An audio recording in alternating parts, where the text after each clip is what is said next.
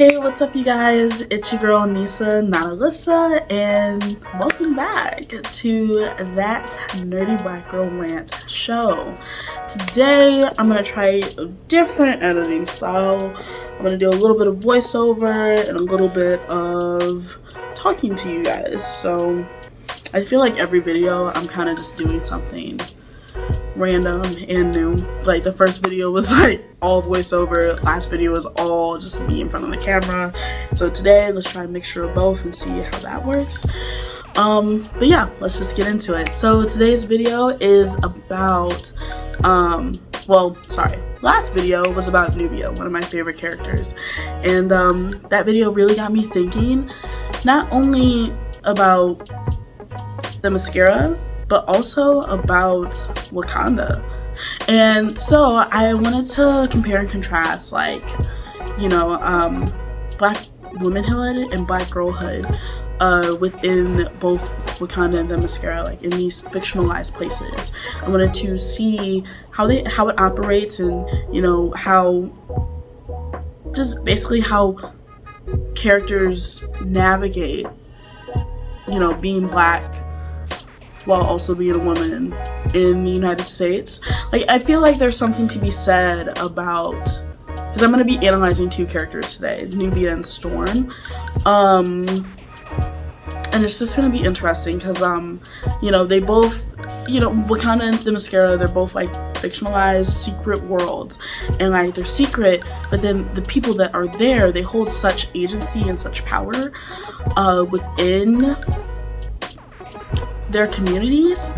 But then it's also like it's interesting to see like some of the writing choices that writers have made historically, but then also just how those characters operate like within the world. Like I'll dive back in and out, me myself versus voiceover me. But yeah, so it's just, I'm gonna just talk about that. I'm interested about it, and if you guys are interested or like what you see or whatever, if my headband is too weird or my hair is too whatever, comment, subscribe, leave some feedback and just let me know.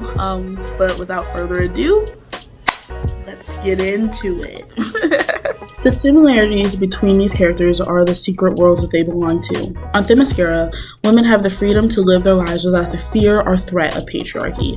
In the comic Nubia, Real One, it's so easy for Nubia to stand up to Waylon. She was raised by Amazonian mothers who never had to put up with toxic masculinity, so in turn, Nubia gets to find her power and beat Waylon. It's different than how Storm handles difficult situations. Storm is one of the first Black female superheroes, but she is also one of the most submissive characters. She is the queen of Wakanda, the most powerful country in the world of Marvel. And before that, she is a literal goddess of storm and wind. But yet she lets Scott, T'Challa, the Dora, and the X-Men treat her like she is a servant to fulfill all their needs. She never stands up to anyone, but yet she is the most powerful being in the frame. In the 2009 comic titled X-Men Worlds Apart, the comic begins with Storm and Cyclops on a mission in the tunnels under New York City. Storm was daydreaming about the last time she was in the tunnels when Cyclops rudely asked her if she is in Wakanda in her head. This leads to them discussing her role as queen of the most powerful country in the world, or being an X-Men. She says, "Is my position a problem for you?" Cyclops responds with, "Absolutely not. It has potential to be good for mutant kind, but I need to know that when you're here, you're an X-Men. I can't have you distracted." She later asks why she can't be both, but Scott wants her to choose. He says, "One day, you'll have to make a choice. Are you an X-Men or are you a queen?" I know how Storm would have answered. I'm not sure how the Black Panther's wife will. This scene is terrible for many reasons, but one of the main problems is that a white man has placed his own limitations on a Black woman. Black women have seen this scene too many times in too many mediums. Olivia Pope from Scandal, Bonnie Bennett from The Vampire Diaries, or in real life with Michelle Obama, Kamala Harris, and Ketanji Brown Jackson have been criticized and humiliated by the likes of Tucker Carlson. Through Scott, Christopher Yost, the writer of Worlds Apart, has mocked, humiliated, and underestimated Storm and all Black women within these first few pages. In a way, Yost has given permission for others to humiliate and degrade Black women in comics and online. Scott mentions that he couldn't be both a father to his son and the leader of the X-Men, and that he had to choose between the two. In that moment, Scott is projecting his shortcomings as a man onto Storm. Instead of Yost doing right by Storm and having her say something back to Scott, he decides to have her say nothing. In turn, this disrupts the narrative suture that the audience wants to have with Storm. She becomes an unlikable character, whereas in Nubia, a real one, the audience never sees Nubia be silenced by anyone.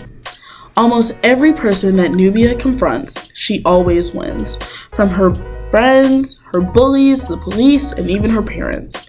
The only time that she doesn't is in the beginning of the story at the convenience store, where she hesitates on whether or not she's going to use her powers. Other than that, Nubia has always had agency. She wants to protect others, but she belongs to herself, and the reader feels that through the comic.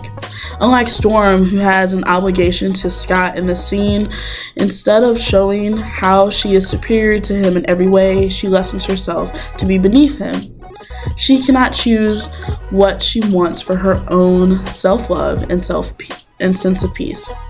All these women are a product of their environment. Storm has to submit easily to white authority, whereas Nubia, who was raised by Black Themyscirian women, recognizes her power. These characters come out from their utopias to save the fictionalized version of the United States from evil. The irony of this is when they try to save the world, they are often seen and viewed as the problem because of who they are and what they represent. Deborah Whaley writes in her chapter, African American Goddesses, Mixed Race Wonders, and Badass Women, Black Women as Signs of Africa in U.S. Comics. The ethnic and geographical origin of the characters acts as a launching pad for a continual process of ethnic extraction from Africa to uphold Occidental or Western concepts of Africa. That's why Storm is the way that she is, because she was created with the idea of Africa from a Western viewpoint. Up until recently, that viewpoint made Africa seem submissive to Western/white ideals because of chattel slavery. Whaley later says, these characters represent embellished African gems extracted from the imagined cultural context and artfully reshaped for commodification in the global marketplace, allowing readers the opportunity to gaze upon Africa. In other words, Black people are used to gain capital, but that money never goes back to them. Sounds familiar, right? Wakanda and Themyscira must be fake places for others, colonizers, to not take their independence, freedom, and wealth. Wakanda is the only place of Africa that was not colonized by white people, and it is the most powerful nation in the fictional world of Marvel. Themyscira is special because it's home to a whole population of women. Sexuality is so fluid and normalized, and no one has to be mansplained to. I think that's the reason why so many Black and brown people identify and love these fictional homeworlds. These worlds push back against the narrative that America has been teaching for years. Black history starts with chattel slavery, which that simply is not true. Through chattel slavery, Black people were forced to forget about their homes in Africa. They didn't have the birth certificates stating where they came from, or realistically family that could pass along the message. But it's a big but, that didn't stop, and that doesn't stop Black people from finding their homelands. Through the vehicle of Afrofuturism, Black people can imagine a perfect past to try to make a better future. Ronaldo Anderson writes in an article called Critical Afrofuturism in Blacker the Ink. And in the article, Anderson explains and critiques Eurocentricism within comics and sci-fi, and explores the different ways that the themes of Blackness works to reimagine and redevelop the humanistic African image. He explains where the idea of Afrofuturism comes from and how it was shaped by African American based Islam. But at the heart of Afrofuturism is the end of slavery and the migration of African Americans from the South to the North. Within a lot of Afrofuturism texts, Anderson makes the claim that the overarching theme is freedom for African Americans in a predominantly white society. Look at the hype around Wakanda Forever.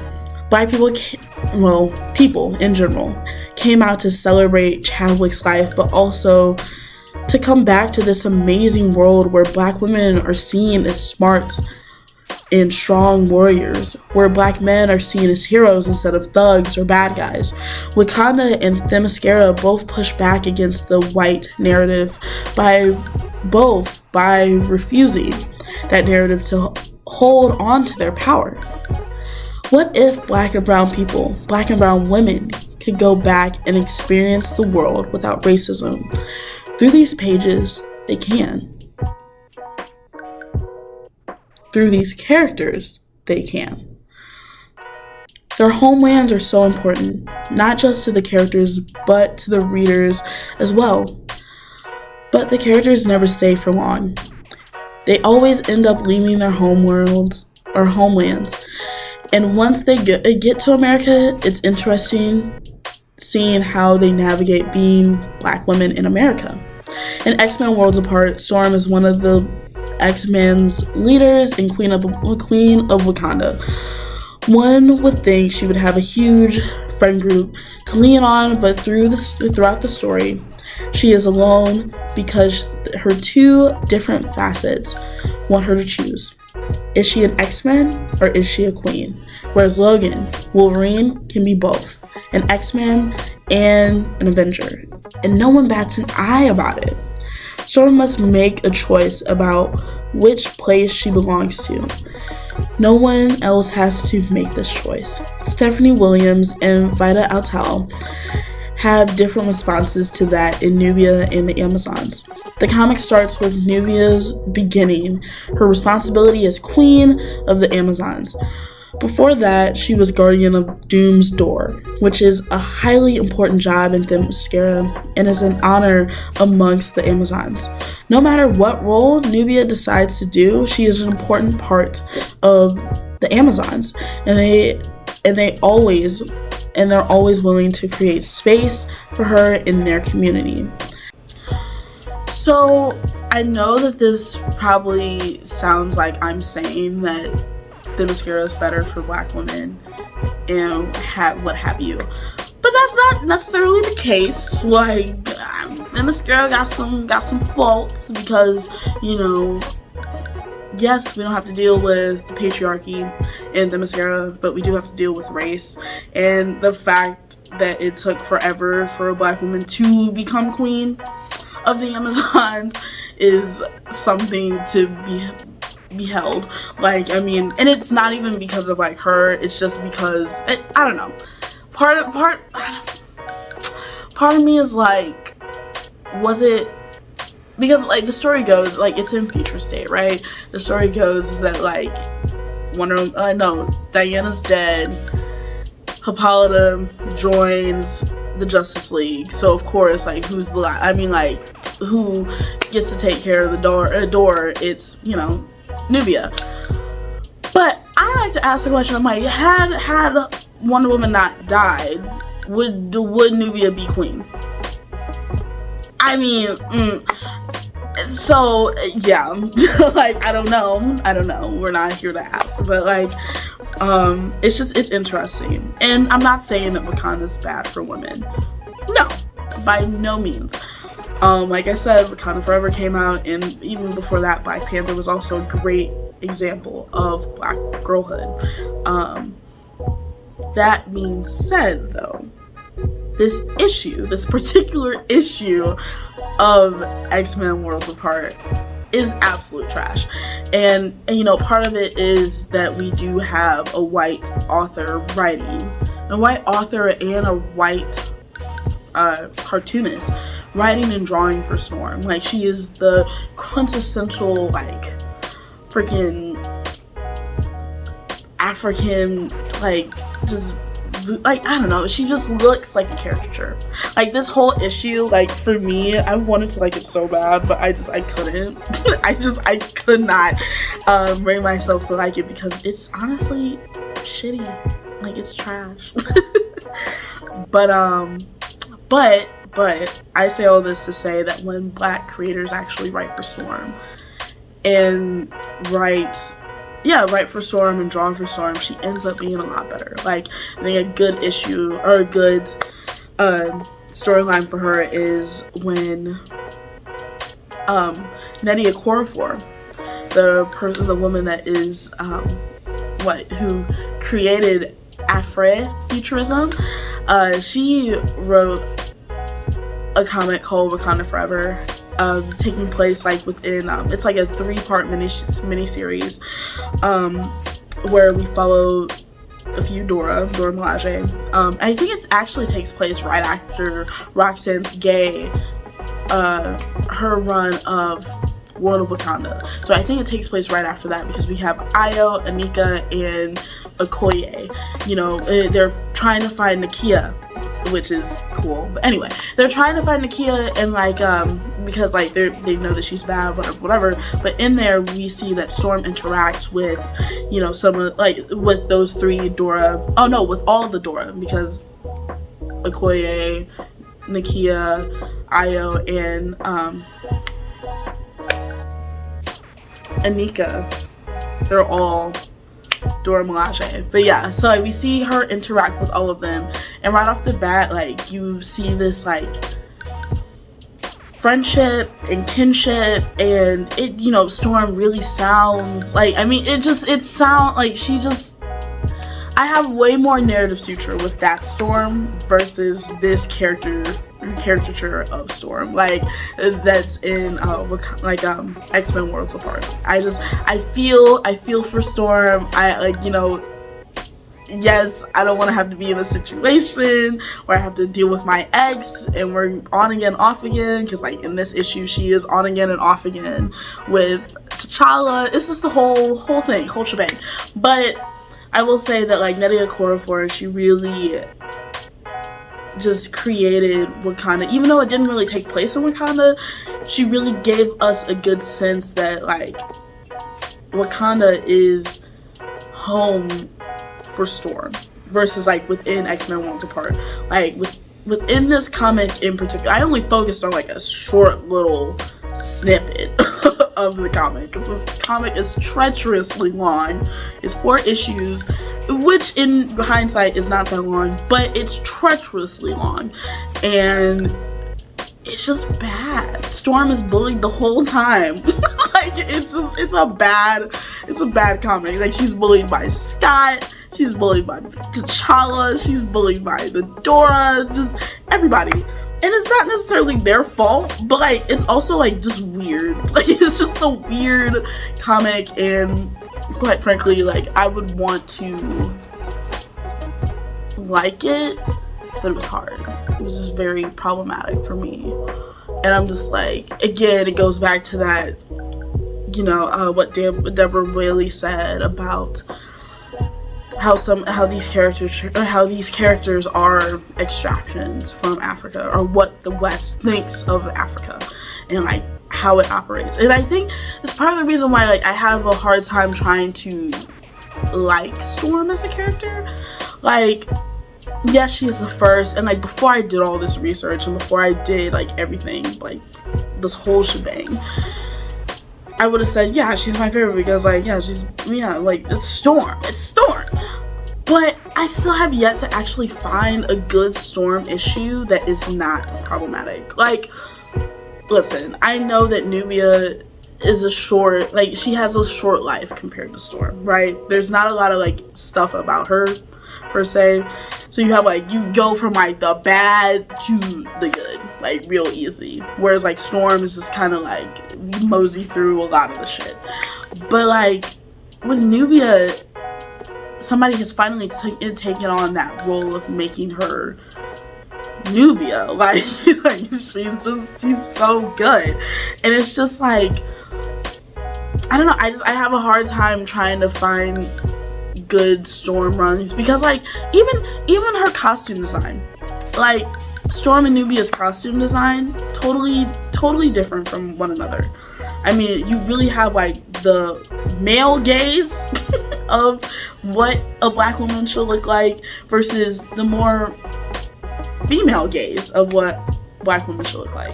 And it's really cool. Like, Nubia, she positions herself to be like, yes, she's strong, and yeah, she'll give you a little thigh, she's sexy, whatever, but, like, you know that she can beat your butt. Like, you know that this woman is business.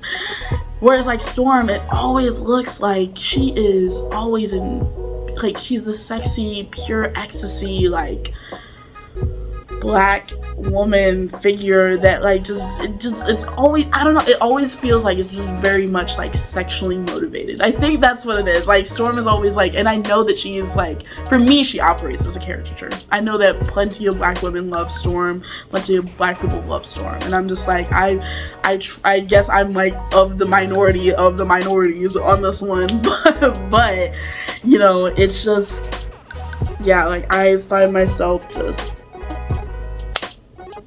Storm is just, until I get a really good Storm, she's kind of just like, it's iffy. Like, it's real iffy. Like, granted, I'm gonna sit there and say she's still one of the most powerful X-Men. She's one of the most powerful mutants of all time. Like, absolutely. Like, it's Storm. But, like, I need a run like Nubia, like Nubia's run. I need something like that. Revamp her to the point where, like, you know, you got more black creators writing and, you know, drawing for Storm. Because, I mean, like, when we write and draw for ourselves and when we tell authentic stories, they just end up being better. I'm gonna die on that hill. Like,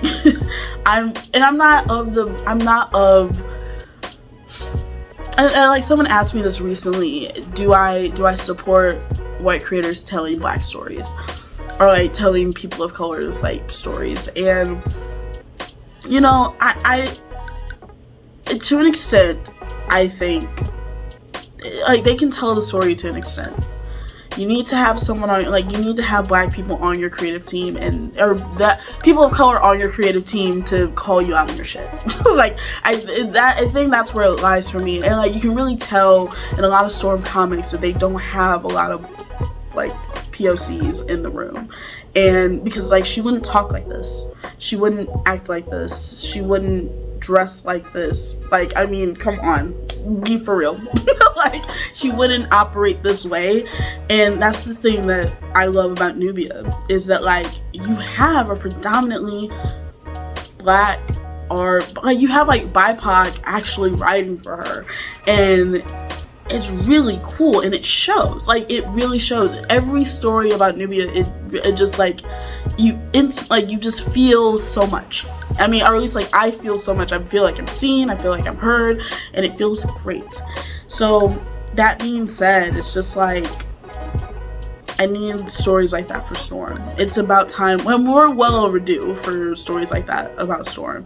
Like, I mean, there's creators like Brian Michael Bendis, you know, who created Miles Morales and Riri. Like, I'm thankful that he created Riri Williams. He created Riri Williams. But, like, I'm thankful that he did. But at the same time, those first issues of Ironheart were like trash. Like, they were trash. And until he and it wasn't just me saying this. Like, Even E.L. Ewing, famous writer, poet, successful comic book writer, like said the same exact thing, and that's when he like was like, okay, I hear you, write the last like 3 to 4 issues of Ironheart, and infinitely so much better.